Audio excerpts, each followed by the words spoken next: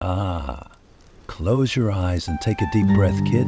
History is like a river. It flows through the ages, giving birth to mighty kingdoms and swallowing them just as quickly. Now, I'm going to sit you down by that riverbank. Listen to the waves. Feel the whisper of the wind, because today we're stepping into a time where power and ambition were tangled together in a relentless struggle. Medieval England. The murmurs echoing through stone castle walls, the sound of boots clicking against cold corridors, and the never-ending fight for the throne. This is where the story of the Plantagenet dynasty begins. The iron will of Henry II, the battles between kings and barons, the looming presence of the church, and the monumental decisions that shaped the fate of the people. I'm going to tell you all of it, piece by piece. But remember, history isn't just a list of events. It's about the people, their ambitions, their fears, their dreams. And today, you're not just going to hear this story, you're going to feel it. So, if you're ready, come sit with me. We've got a long journey ahead into the world of the Plantagenets. Ah, close your eyes and picture it, kid. The sound of horses' hooves on the dirt road, distant church bells carried by the wind, the heartbeat of a land shrouded in mist. This is 12th century England, a time when the Norman legacy was still fresh. Feudal lords ruled their own little kingdoms, and above them all stood one man, fighting for the throne. That man was Henry Plantagenet, a king destined to be one of history's greatest rulers. Henry was born in western France, the son of Geoffrey, Count of Anjou, and Matilda, heir to the English throne. His mother was a queen who fought for her crown and lost. His father was a lord who ruled Anjou with an iron fist. Young Henry carried the courage of Norman warriors in his blood, along with the cunning of French schemers. And fate had one thing in store for him: to become one of England's most powerful kings. When Henry II took the throne in 1154, the country was in chaos. The order the Normans had established had collapsed under King Stephen, barons defied the crown, laws barely functioned, and England was on the brink of ruin. But Henry wasn't about to be a king in name only. No, he was going to unite these lands and rule them with an unshakable will. And Henry wasn't just the king of England, he ruled a huge part of France too: Anjou, Maine, Touraine, Normandy. And then there was Eleanor. Eleanor, the former wife of the King of France, one of the most powerful women in Europe. When she married Henry, she didn't just bring him love, she brought him land. The Duchy of Aquitaine, one of the wealthiest regions in Europe. And just like that, Henry II of England became the ruler of vast French territories. Historians would later call this empire the Angevin Empire. But as the wise say, great power creates great enemies. Wearing the crown wasn't enough for Henry. He wanted absolute control, crushing rebellious lords, breaking the power of the barons, and reshaping the legal system to serve his rule. These were his grand ambitions. Henry II launched a series of reforms to strengthen royal authority against the unchecked rule of feudal lords. At the time, landowners could make their own laws, run their own courts, and even maintain private armies. Henry wouldn't stand for it. The power of the throne had to be shaped by the will of the king. And so, he set out to transform the legal system from the ground up. He strengthened the royal courts. No longer would cases be judged by local lords. Now they would be handled by judges appointed directly by the king. This meant that people seeking justice would turn to the crown, not their local barons. He also introduced reforms known as assizes, ensuring the protection of property rights and creating a structured inheritance system. Even today, they say the foundations of English law were laid by Henry II. But not everyone was happy about these changes. The barons resented losing their authority. The church too grew uneasy as Henry tried to extend royal power over the clergy.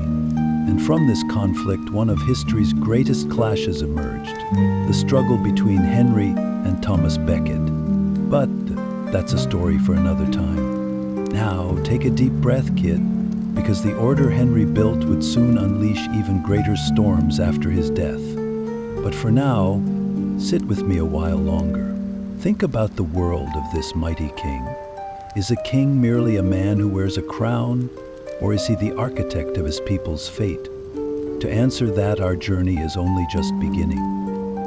Ah, kid, the greatest enemy of a king isn't always a warrior holding a sword. Some enemies whisper behind thick stone walls. Some challenge kings in the name of God. And one of the greatest foes Henry II ever faced, was it a baron or a rebel?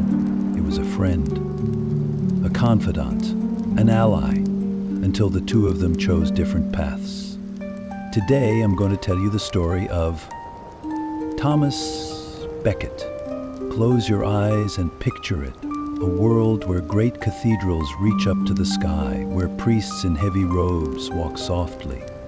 The church, not just the center of faith, but of power and authority. So, what happens when a king's power clashes with God's representatives? This is where Becket's tragedy begins.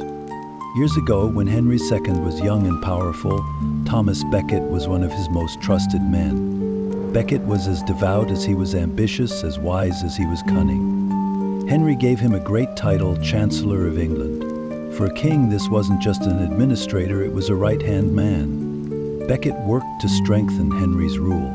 He reformed taxes, made the kingdom's administration more efficient, and tried to balance the church and the state. But then Henry made a huge mistake. He appointed Becket as Archbishop of Canterbury. He thought Becket, his man, would simply fall in line. But why shouldn't he lead the church?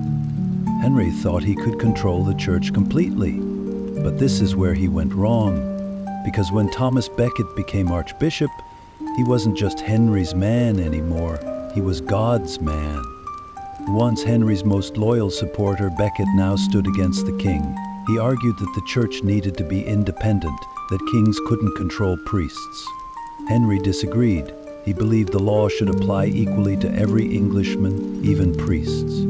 For the feudal system to stay strong, he wanted the church to be subject to royal courts too. And so their friendship turned to enmity. Becket refused to accept the king's authority.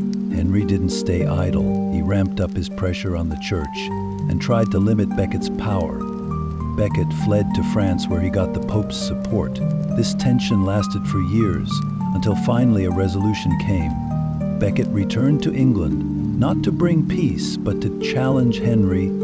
Becket excommunicated royal officials. He defied the king's decisions. Henry couldn't stand this betrayal, and this is where the tragedy truly began. The story goes that one evening, Henry II, furious and beside himself, slammed his fist on the table after drinking wine. He is said to have shouted, "Will no one rid me of this meddlesome priest?" And 4 knights took these words as an order. But maybe Henry didn't mean it that way. Maybe he was just venting his frustration. But words sometimes are sharper than swords, and these words set in motion an irreversible tragedy. The 4 knights headed to Canterbury. They silently passed through dark stone corridors and entered the cathedral. Becket saw them, but he didn't flinch. When he asked, "Have you come to kill me?" his voice didn't tremble. He was God's man now, and he had accepted death. And then steel met flesh, the first blow, the second, the third. And finally, Becket collapsed on the stone floor of the cathedral. His red blood stained the holy ground. Canterbury's great archbishop was no longer alive. The news of his death echoed across Europe. Whether Henry gave the order or not didn't matter. The Pope declared Becket a saint. The people saw him as a martyr. And Henry, oh Henry, that mighty king, that angry ruler, he was now a sinful man. He mourned for days. Eventually, to win the forgiveness of the people and the church, he decided to punish himself. In 1174, he walked to Canterbury Cathedral. There, at Becket's grave, he knelt, and then the monks began to whip the king's back with lashes, a ruler before his people, paying the price for his sins. But history never forgets. This event only strengthened the church's power over England. Henry's efforts to increase royal authority had the opposite effect. The church grew stronger. Becket's death became his victory, and English kings learned something important. A king might rule over everything, but God's shadow always looms over the throne. Now take a deep breath, kid, because history is written not only with battles, but with words too. Henry II's rage ended in a man's death, but that death changed the course of an empire. So, who is more powerful, a king or a saint? The answer to that question is buried in the dust of time, but maybe the best answer comes from the whispers that still echo through Canterbury's stone walls. If you ever go there, stop and listen. Maybe Becket's spirit still lingers. Now let's continue our journey, because Henry's story doesn't end here. There's still a bigger knot to untangle. His sons, and the greatest curse of kings, civil war. Ah, my son, some kings are remembered not for their thrones, but for their swords. Some make their homes in castles, while others see the battlefield as their true homeland. And the king I'm going to tell you about today, well, he was one of the latter. He wasn't a king who sat in his castle. He was a warrior who lived on horseback. He was the ruler of England, but spent most of his life far from it. With his sword, he wrote legends, and with his courage, he struck fear into his enemies. History remembers him as Richard the Lionheart. Close your eyes and imagine the golden domes of Jerusalem, the battle cries echoing through the desert, the clash of steel on steel. On one side, the great Muslim leader, the wise and powerful Sultan Saladin, and on the other, the West's greatest warrior, Richard. This wasn't just a battle between two men, it was a battle between two worlds. Are you ready, my son? Then let's brush away the dust of time and dive into the story of Richard the Lionheart. The year was 1189. Henry II had died, and the throne of the Plantagenet dynasty had passed to Richard. But Richard had always wanted to be a knight more than a king. Ever since he was young, he was captivated by the battlefield. He even rebelled against his own father, fighting in France. Now he was the new king of England, but his mind wasn't on the crown. It was on the sword and his faith. At the time, the greatest desire of the Christian world was to reclaim Jerusalem. The Second Crusade had failed, and the Muslims had regained the Holy City. When the Pope called for a new crusade, Richard was fired up. For him, the throne was just a burden. The real passion was in the war. So as soon as Richard took the throne, guess what he did? Without spending much time in England at all, he began selling everything he could to finance his crusade. Castles, titles, even government positions, all sold for gold. There's a saying that goes, if I could sell London, I'd sell that too. For him, England was just a resource for war, and he knew exactly what he was going to do with that resource. He was going on the crusade. In 1190, Richard, along with King Philip II of France, set out on the Third Crusade. But remember, my son, this wasn't just a war. It was a game of strategy. Richard first stopped in Sicily, then he conquered Cyprus. Yes, Cyprus. Many people don't know this, but Richard the Lionheart took Cyprus and sold it to the Knights Templar. For him, a castle or an island was just another source of money. Finally, in 1191, when he reached the shores of Palestine, his great rival awaited, Sultan Saladin. Saladin, the great leader of the Muslim world, brave yet wise, merciless yet compassionate. Under his leadership, the Muslim armies had recaptured Jerusalem, dealing a major blow to the Christians. But now Richard was here, and these two warriors were about to clash in a battle for the ages. The first big clash came at the Siege of Acre. Richard, using clever maneuvers, captured the city from the Muslim forces. But the war didn't end there. Then came the Battle of Arsuf. This was perhaps one of the greatest battles of the Crusades. Richard, along with his knights, advanced against Saladin's army. Saladin's forces were larger, but Richard applied perfect tactics. He advanced without disrupting the heavy knights' formation and eventually forced the Muslim army into retreat. The Crusaders had won, but Jerusalem? Jerusalem. That city was never going to be theirs.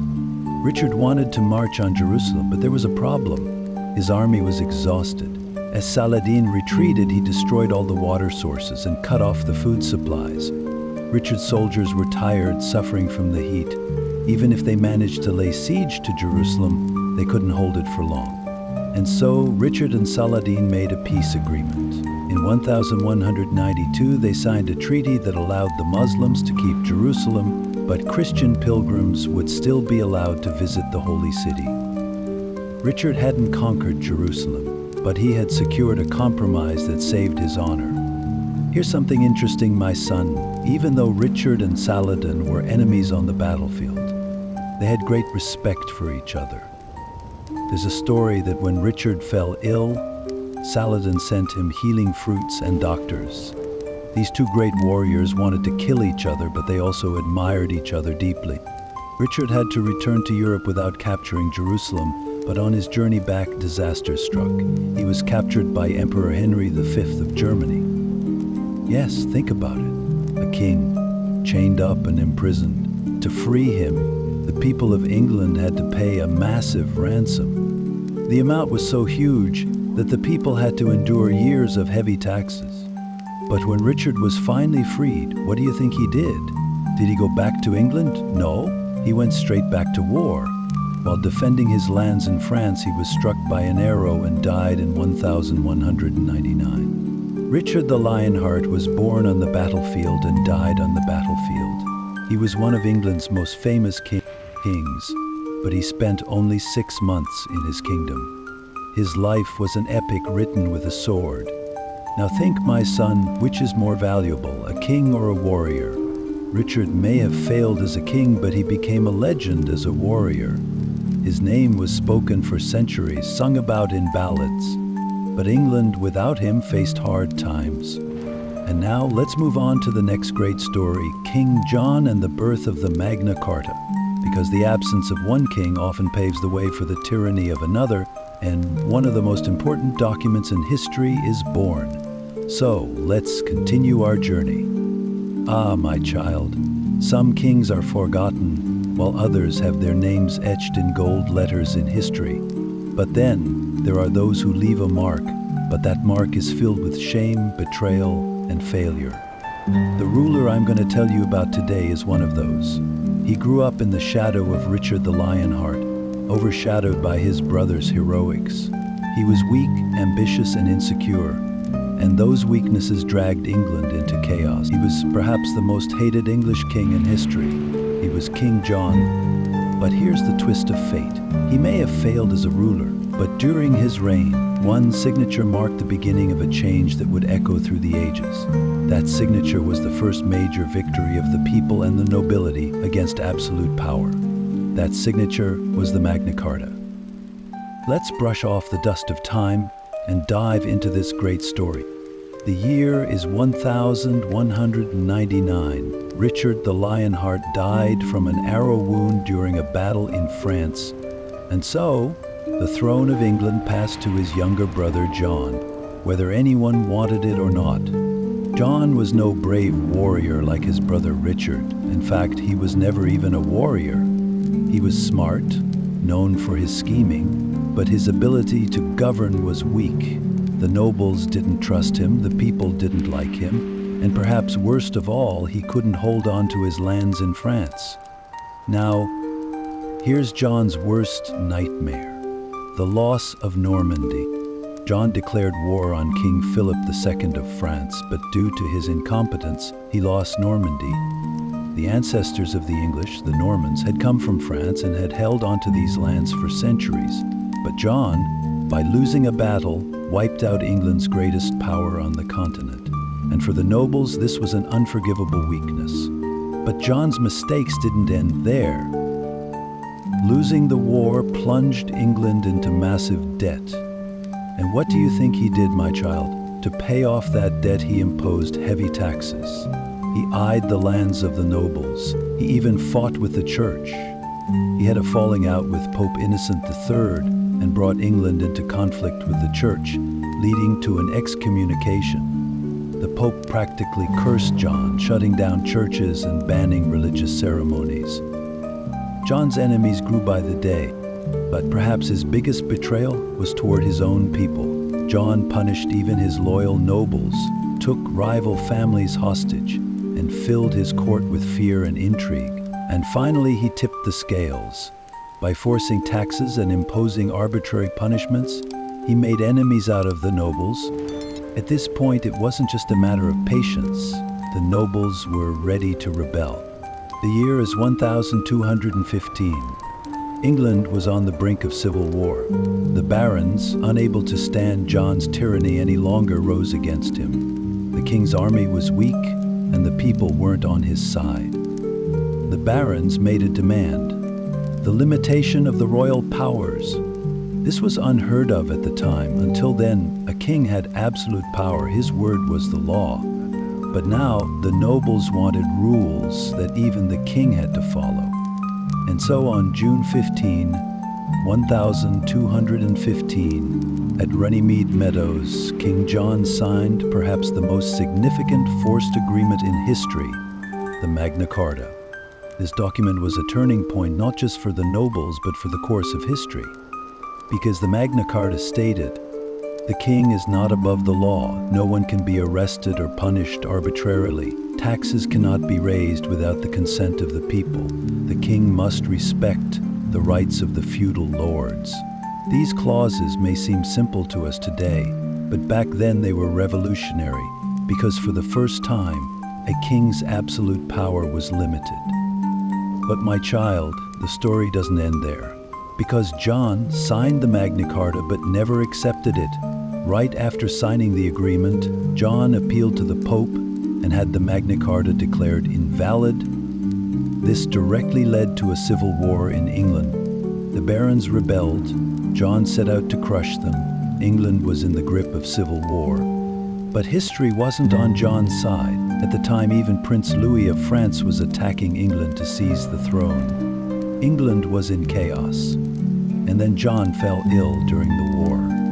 Some say it was dysentery, or maybe as a twist of fate, his greed sealed his own doom. Because while fleeing, he crossed the Thames River and lost his treasure, and within a few weeks, he died.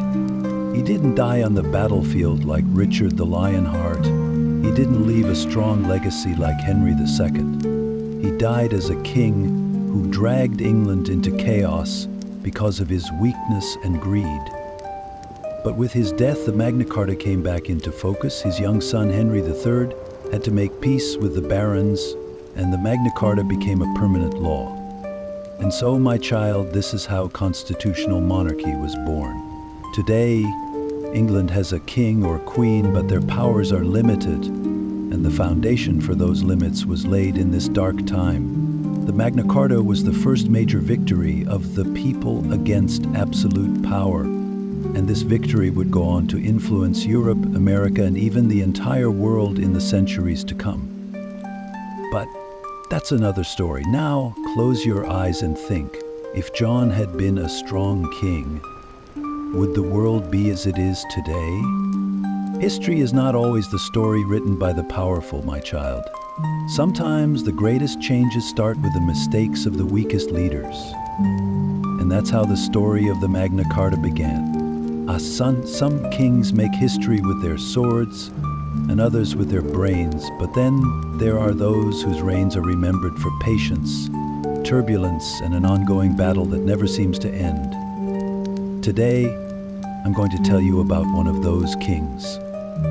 He took the throne in his father's shadow, growing from a child into a ruler. He was weak, but he lived a long life. For years, he fought to earn respect, not just from the nobles, but even from his own people, and even his own son.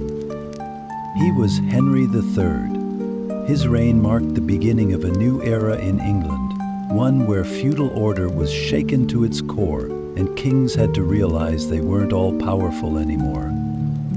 Let's lift the veil of time and dive into the long reign of Henry III.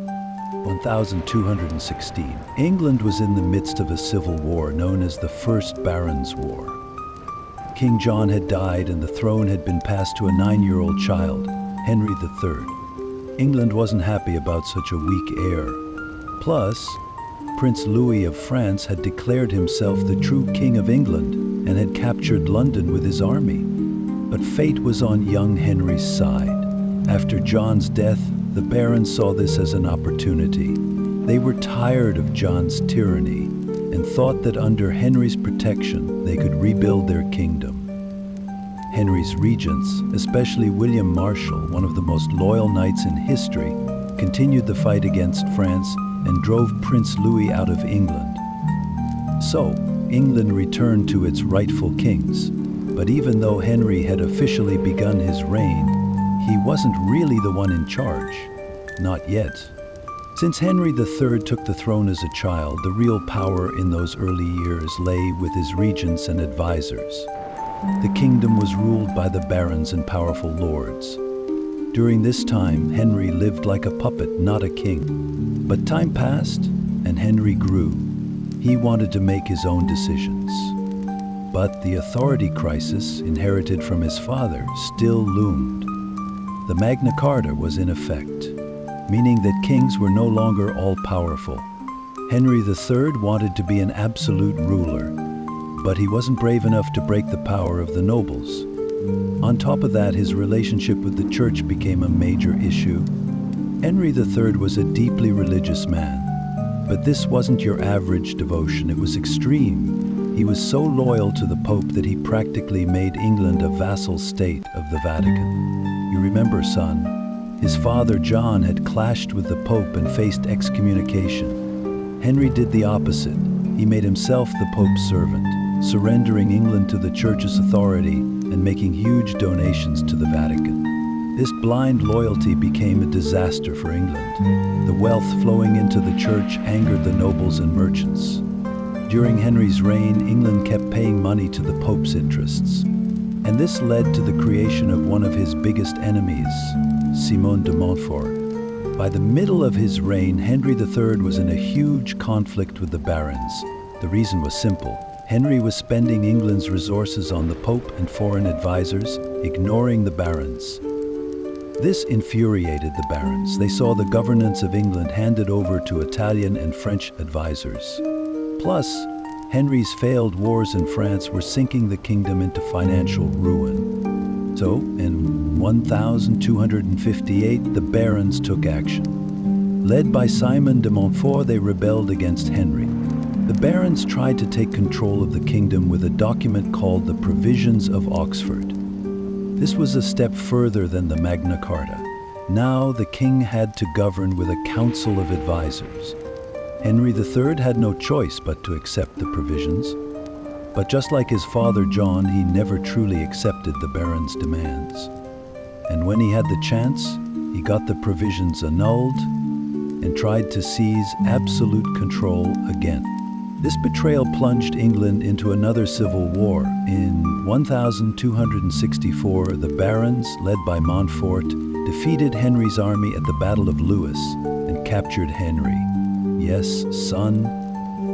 For the first time in English history, a king was captured by the barons. Montfort took control of the kingdom and started a major reform process. One of his biggest legacies was the creation of the first English Parliament. But Montfort's victory was short-lived. Henry's son, Prince Edward, who would later become King Edward I, managed to escape, raised an army, and killed Montfort at the Battle of Evesham. In 1265, Henry III was back on the throne. But by now, he was nothing more than a puppet. The real power in the kingdom no longer lay in his hands. Henry III remained on the throne until 1272, but as he aged, his power continued to weaken. When he died in 1272, his son Edward I would usher in a new era for England. Henry III's long but turbulent reign had laid the groundwork for the birth of the parliamentary system in England. And so, son, this is how absolute monarchy in England began to slowly unravel. The feudal order was crumbling.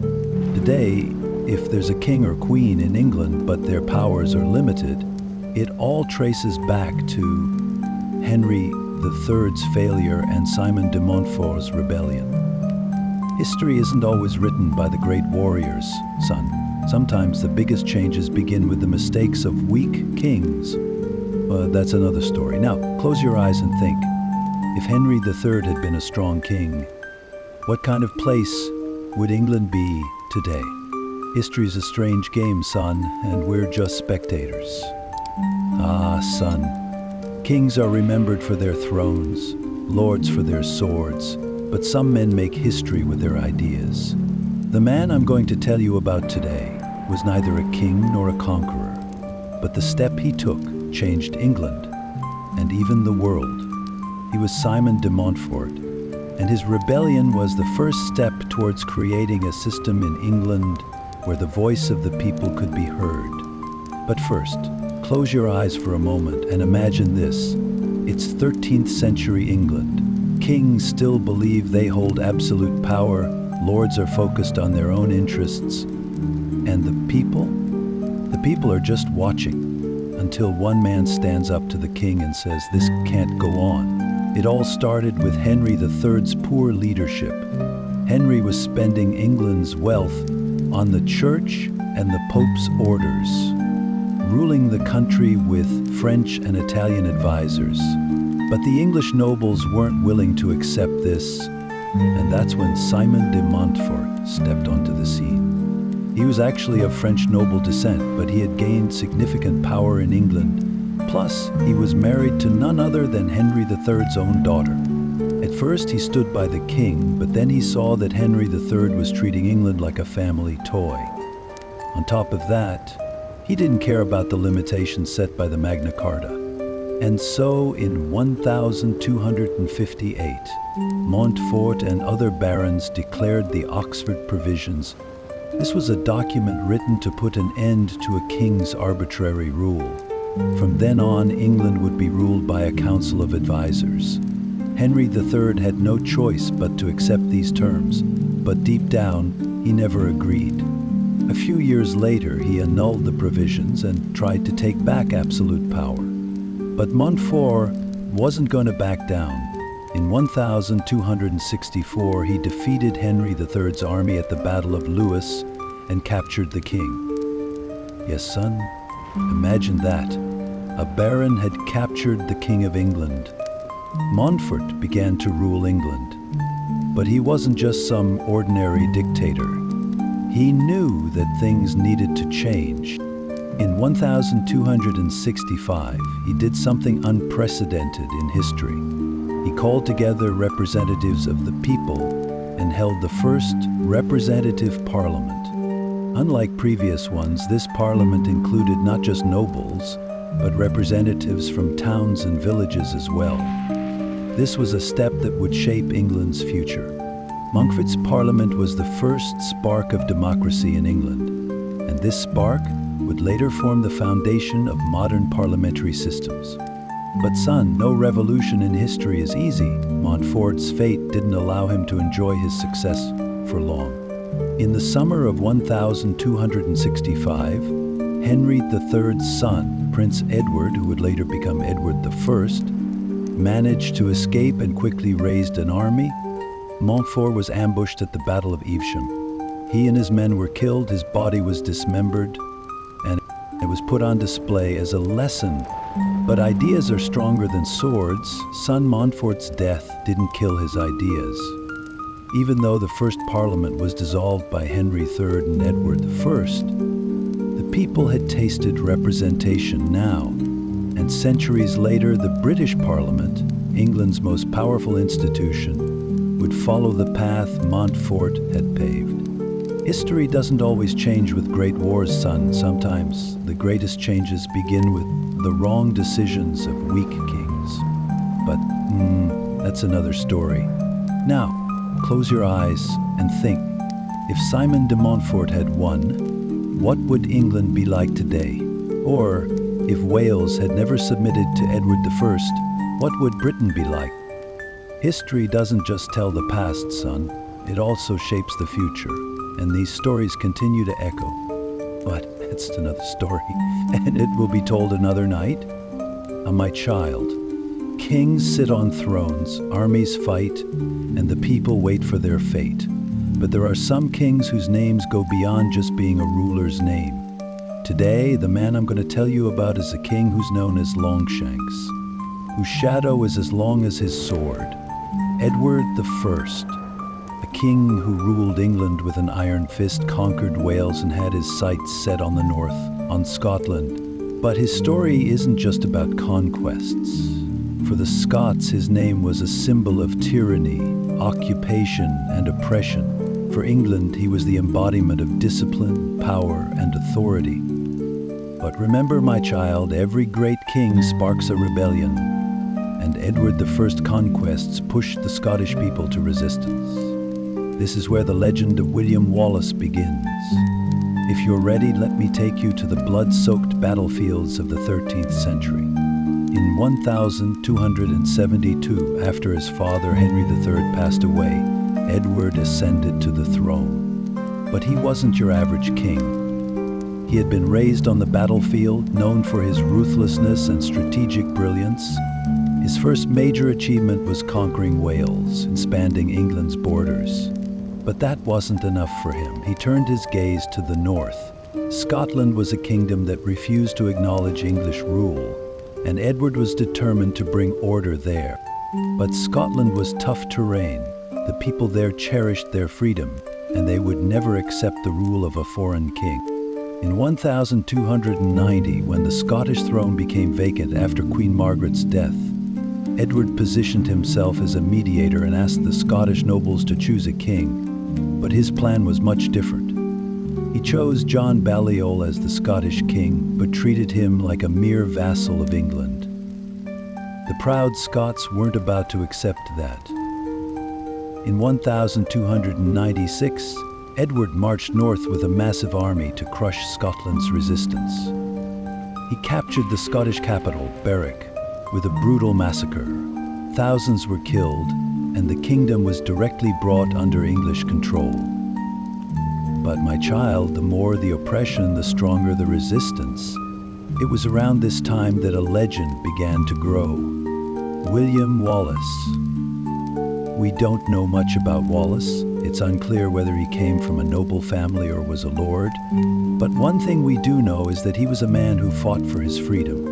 In 1297, Wallace won a victory that would shake England's presence in Scotland, the Battle of Stirling Bridge. The English army, thinking they had a small and undisciplined force to deal with, was overly confident, but Wallace and his men forced the English into a narrow pass and ambushed them on the bridge, causing a massive defeat.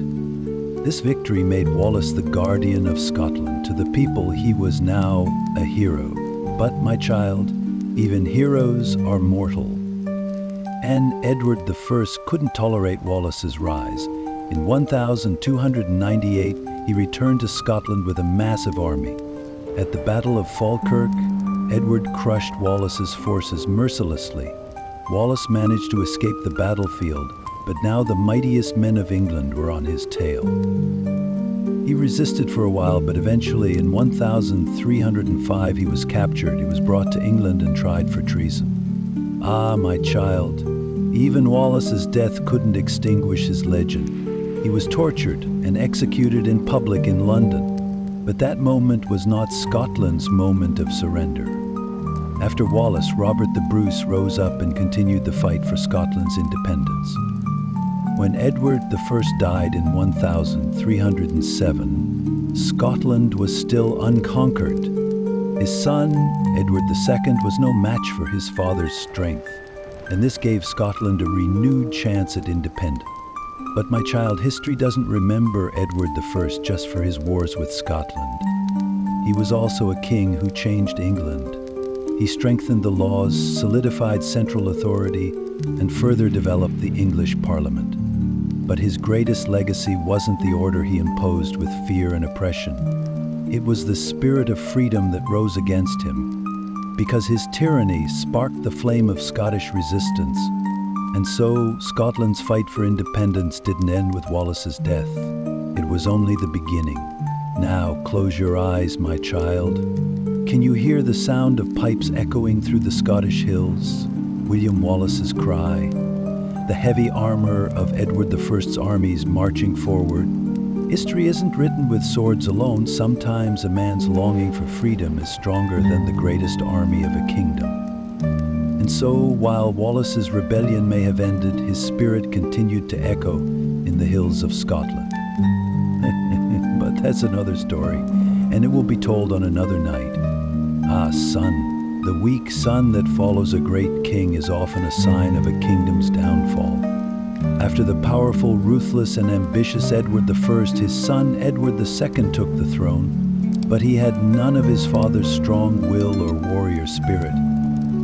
Under his rule, the kingdom would be rocked by unrest and betrayal, both from the nobles inside and the rising threat of the Scots outside. But the worst blow would come at Bannockburn, at the hands of the Scots. Let me take you now, son, to the years that dragged England into civil war and treason. When Edward II ascended the throne in 1307 after his father's death, the kingdom was powerful but uneasy.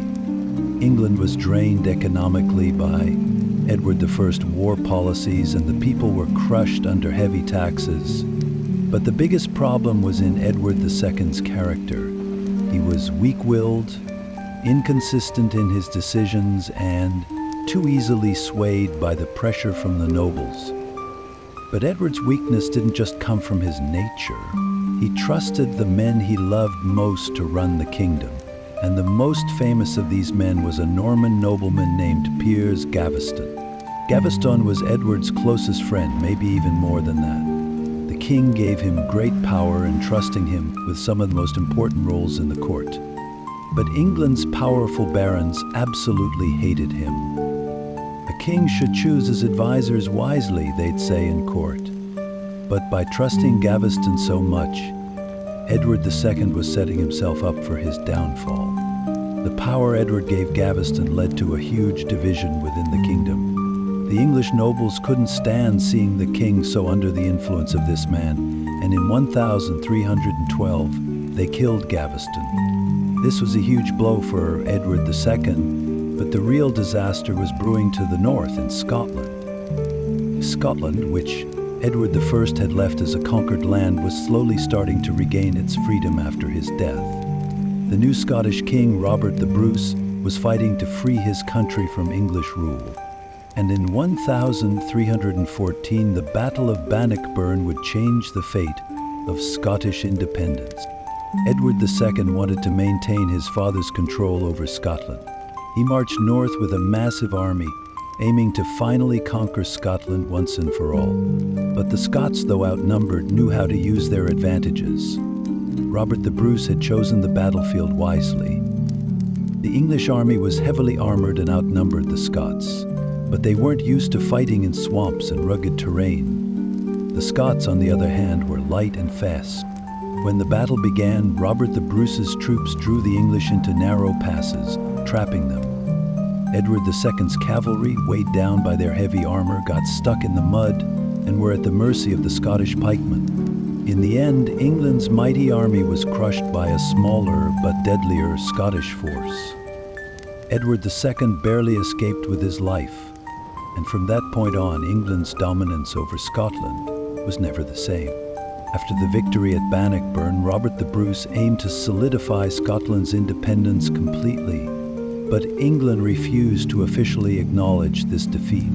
In 1320, the Scottish nobles issued a declaration, the Declaration of Arbroath. This document was one of the most important declarations of Scottish independence, and is considered one of the first national declarations of independence in the world. In it, the Scots declared that freedom wasn't something granted by a king, but earned through the will of the people. They said that if a king tried to enslave them, they had the right to depose him. This was one of the most radical ideas of the Middle Ages. It was a challenge to the absolute power of kings, and it would become the foundation for future independence movements. But son, this declaration didn't have an immediate effect. England still wanted to bring Scotland under its control, and this struggle would go on for years. The defeat at Bannockburn had weakened Edward II's authority. The English barons no longer believed he was fit to rule. The kingdom was on the brink of civil war. And finally, in 1327, Edward II was deposed. The ones who did it? His own wife, Queen Isabella, and her lover, Roger Mortimer. Edward was whisked away from London, imprisoned and eventually horrifically killed at Berkeley Castle. Some say he was tortured to death with a bull's horn. And so we saw how a weak king was crushed by the powerful nobles. Edward II's death was a sign that the power of kings in England would never be the same again. But for the Scots, for them it was just the beginning. After Bannockburn, under the leadership of Robert the Bruce, Scotland would continue to exist as an independent kingdom. And Edward II's weakness, the chaos England fell into, would eventually lead to the rise of Parliament and the voice of the people growing louder. The English kings, once absolute rulers, were no longer that. The people had learned that a king should rule not by divine right, but by justice and the consent of the governed. Son, power isn't just won on the battlefield. Sometimes the deadliest blows are prepared in the shadows, behind cold stone walls. Sometimes the most brutal betrayal comes from the ones closest to you. And this is the story of how a king was overthrown by his own queen and her lover. Edward II could never be the strong king his father, Edward I, had been. Throughout his reign, he showed weakness, angered his nobles, and impoverished his people. His biggest mistake? Trusting the wrong people. The greatest threat to his throne would come from his own wife, Queen Isabella. Isabella was the daughter of King Philip IV of France. She was noble, smart, and ruthless, but most importantly, she saw her husband's weakness and despised him for it. As Edward struggled with his nobles, Isabella started a secret affair with one of England's most powerful men, Roger Mortimer. Mortimer was a nobleman, but an ambitious one, and he took full advantage of the opportunity Isabella offered him. Together, they hatched a plan to overthrow Edward II. In 1326, Isabella and Mortimer returned to England from France with an army. The people were tired of Edward II, and most of the nobles supported this coup. The king couldn't gather an army to support him. Everyone had turned their backs on him. And so, Edward II was deposed. But Isabella and Mortimer didn't stop there. They imprisoned the king. A few months later, the dreadful night came.